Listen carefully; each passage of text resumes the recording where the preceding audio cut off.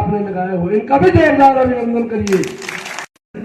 पर आज भी जब देश में अपनी सरकारें हैं और ये जिहादी दिन दहाड़े और यहाँ नंगा नाच नाच रहे हैं, अफसोस होता है 2 साल हो गए उस कांड को हुए। ये बहन कल दिल्ली गई थी, दिल्ली मिलने के लिए संघ कार्यालय में, किसी ने मिलने नहीं दिया इनको, और दिल्ली से वापिस आई, मैंने यहां बुलाई। मैंने कहा मैं आपको प्रवीण भाई से मिलाऊंगा। सुबह से के रहने वाले लोग हैं, हम 300 साल से बॉर्डर के एरिया में रह रहे, दादा परदादा हमारे वहां राज कर चुके। आज कलयुग का समय है, सतयुग भी था, द्वापर था, त्रेता, और उसके बाद कलयुग जा रहा है। जब कलयुग थोड़ा और जवान होगा, और बढ़ेगा, देखिए क्या अत्याचार और उसके बाद क्या क्या अत्याचार होंगे। वहां पर ऐसा सूरवीर पैदा होगा जो इन अत्याचारों को रोक सकेगा। वो देखो बाहर से वो बहन ठोकने खाती जहां पहुंची है, ऐसे हालात होने वाले हैं हमारे। ये है रजौरी, हमारे पास से 50 किलोमीटर है। अगर समय पर आंख नहीं खुली हमारी, समय पर हमें होश नहीं आया, हम मजबूत नहीं हुए, तो याद रखना आने वाला समय बहुत भयंकर है। मेरा सुचेत करना होगा। मैं कहूंगा ये कलयुग के इस युग के अवतार हैं जिन्होंने बीड़ा उठाया हुआ है गुरु गोविंद सिंह जी की तरह। ये हिंदुस्तान के पहले कैंसर डॉक्टर हैं। आज बहुत बड़ा नाम होता, बहुत बड़े धनवान होते, लेकिन वो सब छोड़कर देश की सेवा में, हिंदुओं की सेवा में दिन रात लगे हुए हैं।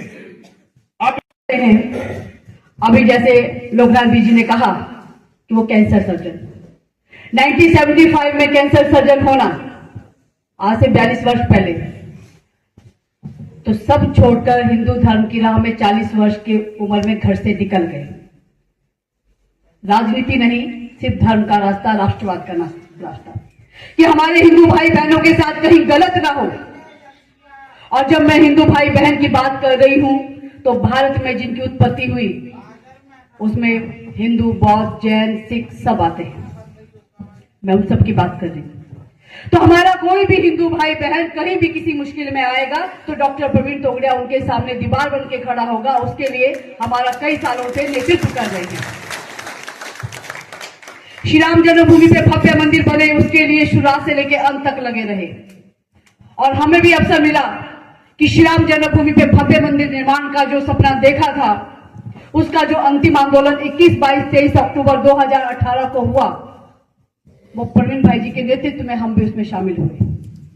25 साल पहले आया था, फिर से भगवान ने मौका दिया, और यहाँ हर गांव में मंगल या शनिवार हनुमान चालीसा, और हर हिंदू परिवार सुखी परिवार, और इसलिए वह धर्म का आचरण करे, रोग मुक्त रहे, यह सिखाने का अभियान हमने शुरू करने का तय किया है। यहाँ भाषण में भी कहा और बैठकर बातचीत करके समझाएंगे। 1 लाख हनुमान चालीसा की आपने बात की मन से, कब से प्रारंभ होने जा रहा है? कुंभ से शुरू किया है, 30,000 हो चुके हैं। 1 वर्ष में हम 1 लाख तक पहुंच जाएंगे। हिंदुओं की आप चिंता करते हैं, लेकिन बांग्लादेश में जो हिंदुओं पर अत्याचार हो रहा है, जो हत्याएं हो रही है, निरंतर बांग्लादेश में हिंदू पर अत्याचार हो रहा है, उनके लिए पूरे देश में अंतर्राष्ट्रीय हिंदू परिषद, राष्ट्रीय बजरंग दल आवाज उठा रहा है, और भारत सरकार को भी कहा है कि कड़े कदम उठाकर बांग्लादेश के हिंदुओं की रक्षा करें। अगर हम बात करें राम मंदिर की, तो मुख्य भूमिका आपकी रही है, और अब बारी है काशी विश्वनाथ की। कब तक आप? भगवान वह भी करवा देगा। क्या उसका योजना क्या है? और समय आने पर बताएंगे, पर बनेगा वो पक्का।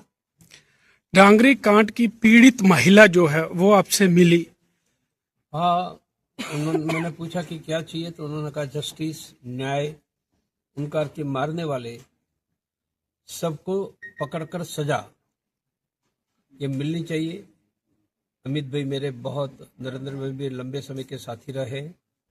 मैं उनसे भी बात करके न्याय मिले उसके लिए हर संभव प्रयास करते गौ हत्या की अगर बात करें तो कब तक वो संपूर्ण रोक लगने जा रही है?